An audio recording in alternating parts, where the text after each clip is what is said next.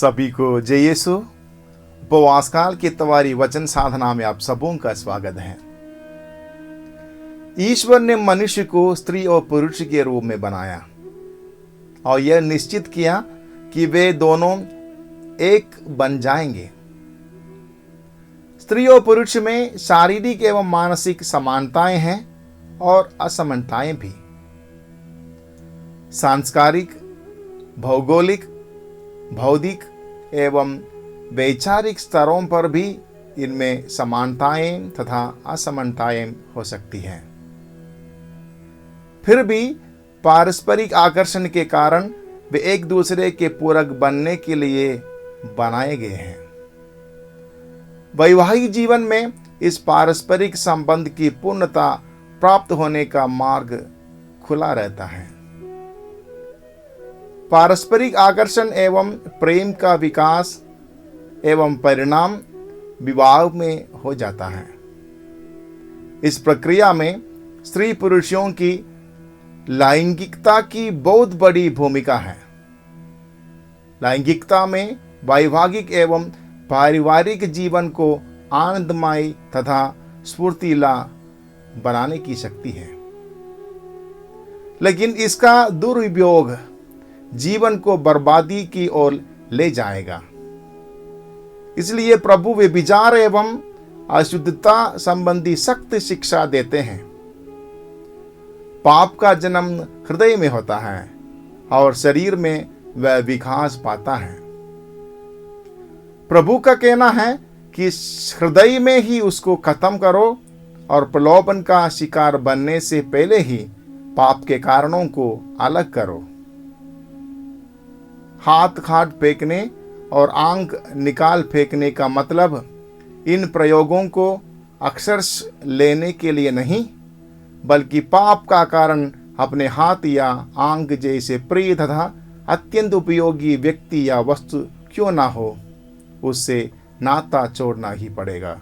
यौन संपत्ति पापों के प्रति ईश्वर का कोप उत्पत्ति ग्रंथ अध्याय 19 में हम पढ़ते हैं। सोदोम गोमोरा प्रदेश के निवासी समलैंगिकता के पाप में डूब गए थे।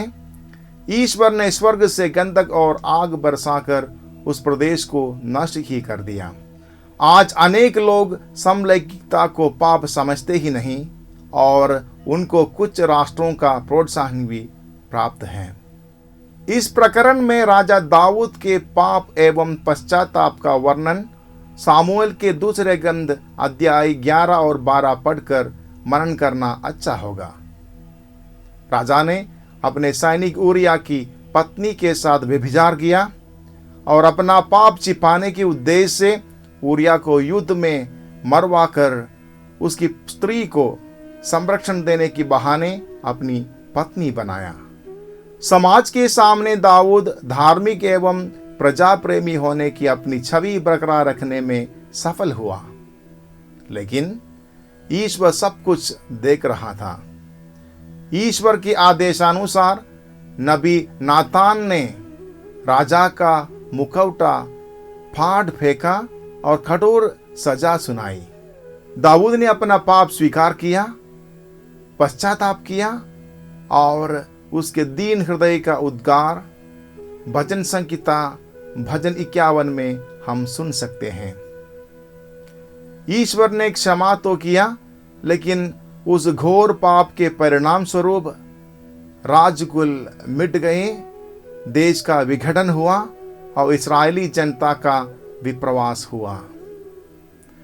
तिमोथी के नाम दूसरे पत्र अध्याय 2 में संत पौलुस अपने प्रिय शिष्य एवं मित्र तिमोथी को यह सलाह देता है कि तुम युवावस्था की वासनाओं से दूर रहो और उन सबों के साथ जो निष्कपट हृदय से प्रभु का नाम लेते हैं, धार्मिकता, विश्वास, प्रेम तथा शांति की साधना करते रहो। अब हम आज के सुसमाचार पाठ की ओर फिर से लौट जाएं। प्रभु की शिक्षा हम सदा याद करें। ईश्वर पवित्र है और वह चाहता है कि उसके पास आने वाले पवित्र रहें। शरीर और आत्मा को अशुद्ध करने वाली सभी कारणों से मनुष्य को दूर रखना चाहिए। सोशल मीडिया का दुरुपयोग, भड़कीले वस्त्रों का उपयोग आदि पाप का कारण हो सकता है। इसलिए प्रत्येक व्यक्ति को सतर्कता बरतना चाहिए कि अपने आचरण व पहनावे के द्वारा वह दूसरों के लिए पाप का कारण ना बने। माता पिता की सतर्कता और जिम्मेदारी इसमें बहुत अधिक मायना रखती है। धन्यवाद।